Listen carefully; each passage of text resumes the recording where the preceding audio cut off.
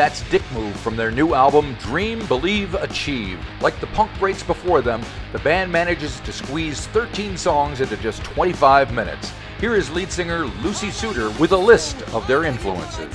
But keep them to yourself, cause I don't wanna hear it. They say that money talks, I smell it on your breath. You're sucking up my ear and I'm bored to death. Alright, here you go, buckle up.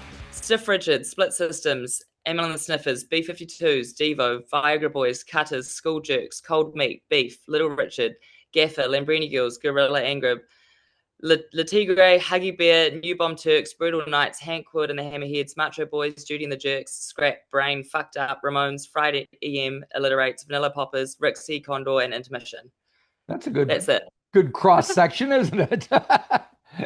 I heard Emil and the Sniffers in there, and I saw you guys open for them. Did you have a good time with them? Did you kind of connect with them in any way, hang out?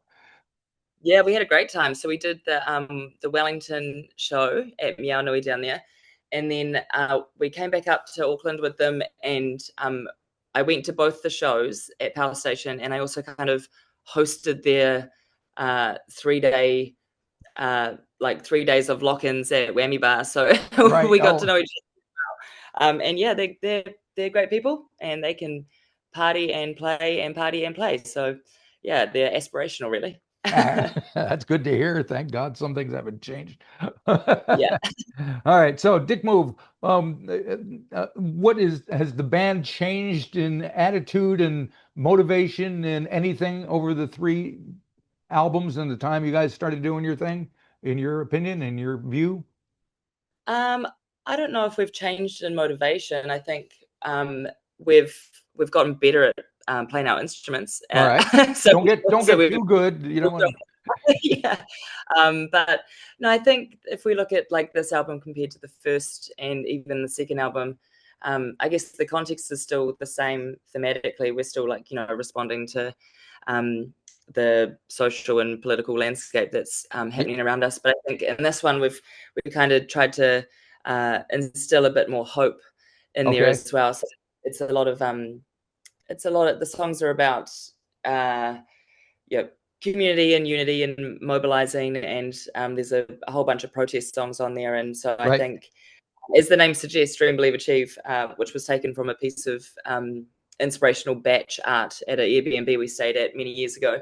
It's kind of reflective of that. And I think if we look at the times that we're in, it's pretty scary times, but I also think there's a lot of hope out there. I mean, look at Zoran getting elected. I was going to say, I woke up to that news this morning. That was all right, huh? No, and it feels good. Yes, so there is watching hope. Videos of Bernie Sanders was very good. He's always good. All right. What? Yeah. So, because the dream, believe, achieve line, you used it in the Nurses song as well. So that's a good jumping off point.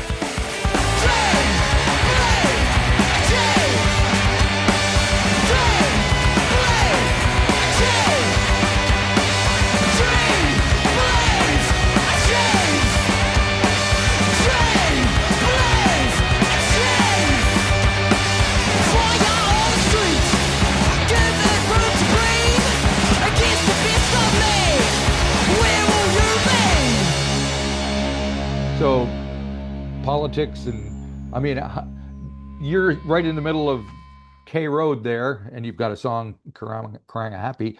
So what's the biggest challenge you see for Auckland and for people working and living in the central business district? One road will take me home through cliffs and cobblestones. If once your blood your bones, hear the call, no one's home.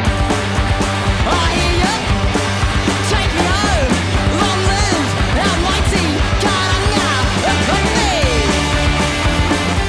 As you say, living and working, it's pretty hard. Like the cost of living is rough, and I think because you noted those 2 songs there, Nurses and Karanga Hape, and they are both Karanga Hape is a celebration of the road, right? It's all about we can see the the changes happening at the end, at the Ponsonby end, and kind of creeping down, and the gentrification happening. But it's the people in the community that keep the road alive, and that's where we were born as a band, so we love it very much.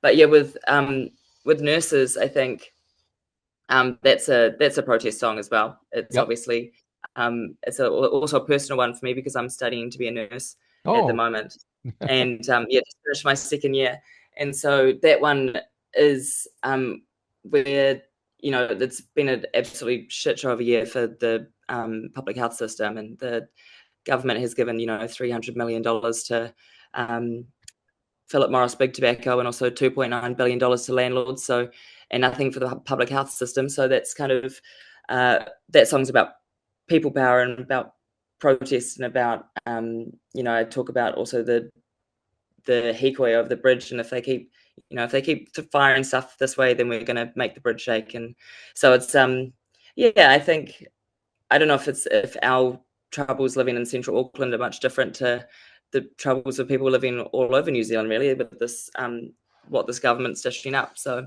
right. got to Yep. get them out. And of Yes. course, the mayoral race didn't really, in result, didn't do too much to change things, did it? Yeah. Well, I mean, yeah, I guess so. He's a funny character, but I don't Yes.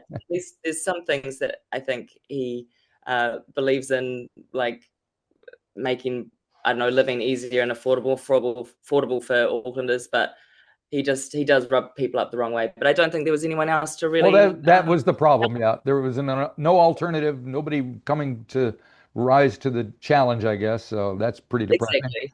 Which is the same thing with the national government, because Labor's not going to do shit with Chippy at the helm. So it's a good fire under the ass for I don't know, the left to do something about it Yep. politically, Yep. as in get a better Labor Party. They Yeah, can do we'll see that. what happens. All right, back to the music here. So the Yeah. album was recorded at Roundhead. Is that your first time there, or have you done this before? Yeah, that was our first time. We were lucky enough to be able to spend a few weekends there, and it was a different experience for us because um, in the past with our other albums, we've kind of uh, had the songs already written, and we've played them and we've toured them, and we've kind of, I guess, like mastered them for it, workshopped them for us, and then but this time we were kind of under more time pressure, being in a fancy studio that we were paying money for.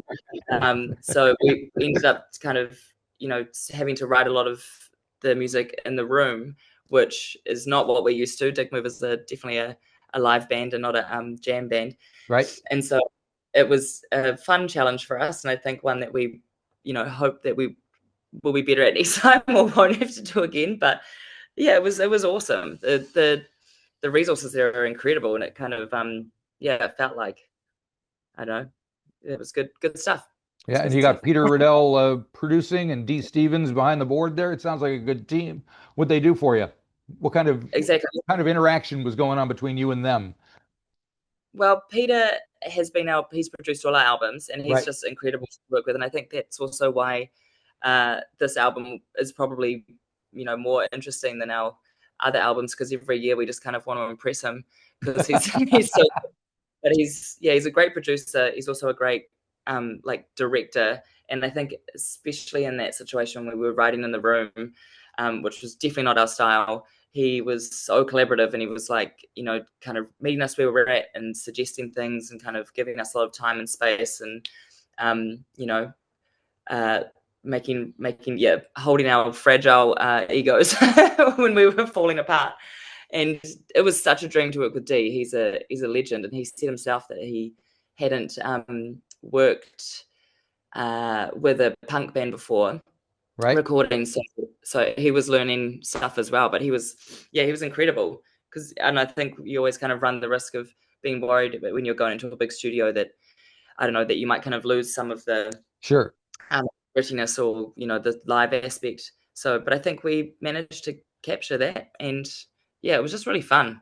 And they Yeah. would kind of took a lot of the pressure off, and yeah, we had a bloody good time. Well, it should be fun. If it's not, you're doing something wrong. Exactly, exactly. But Should it be. It's not but a is it tough hobby. to get that anger rising up in your vocals and stuff? Because there's some pretty fiery stuff going on there.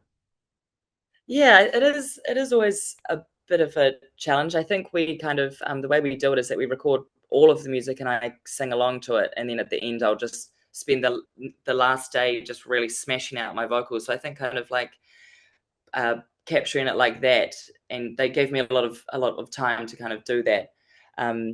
But I mean, yeah, I don't know, just kind of standing in a little tiny room by myself, swimming a lot. It worked. It does And work, yes. yeah, And you so guys yeah, it toured was, Europe a couple of times, right? What did you get out of that? What did you learn? Anything? Was it interesting? Was it fun? Was it a work? Were the audiences any yeah. different than they are here?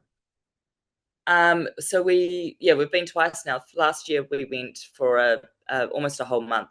So we Right. managed to do 24 shows in 24 days, and we that was our first time. So we kind of had, didn't have huge expectations for audiences and stuff, but that was still great. We did some festivals, but this time we went back and it was 2 weeks of shows that were all our headline shows, and then in some festivals as well, and it was awesome. It really felt like our presence had kind of grown there, and people who were coming back from the last time that we were in Europe, and it felt all of the there was at least like 100 people at most of the shows, and it was sick.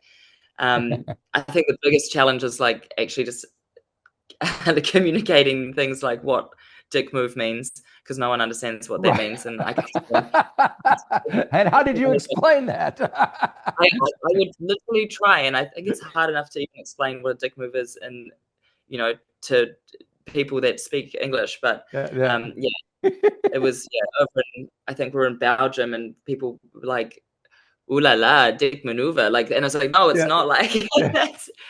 it's nothing rude. It's not about that." But you just kind of let that go and think, "Oh well, just shut up and listen to the music and have a Yep, good yeah, there you time." go. That's great. Now, one of the things I'm kind of interested in, I don't know if you want to talk about it, but several of the members of the band are in the music business in other ways and forms, which I think is kind of interesting. How does it work for you guys? Should it make any difference? Working for different Oh, labels and publicists and all that stuff. I mean, it definitely helps having Yeah, I'm like sure. Harriet and Lou both being absolute legends in their fields, working for Flying Nun and for the label means that they are really uh, good at what they do, and so it takes the pressure off me. I just have to do the interviews and write the set list, and that's Yeah, fine. yeah. That definitely does help. And then obviously Justin has been in 100 punk bands and is prolific, and he's just a kind of whip cracker, and always making sure that we're working hard and doing lots of shows. And we've kind of, so I think as well as them being very like professional aces at their jobs, we just kind of had this mentality of working really bloody hard all the time. So definitely helps. But yeah. Yeah. Very good. All right. And what do you got planned on release day? Anything exciting on the 14th? Yeah, we got a show. Yay. Got Is a that show at double whammy, right? Yep. double whammy with Sulfate, CCTV, and Buzz, and it's epic. I don't know if you caught Sulfate at any of their last shows, I like at did. the, Yes. Yes.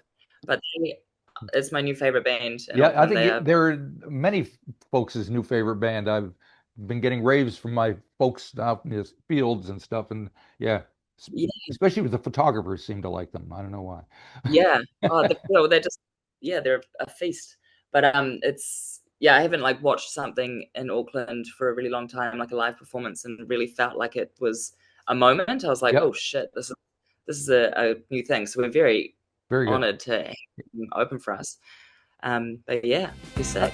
If you enjoyed this episode of the 13th Floor's Music Talk series, please be sure to subscribe to the website or to the YouTube channel. Follow us on Facebook or Instagram and wherever you find your podcasts. There's a whole lot more to discover.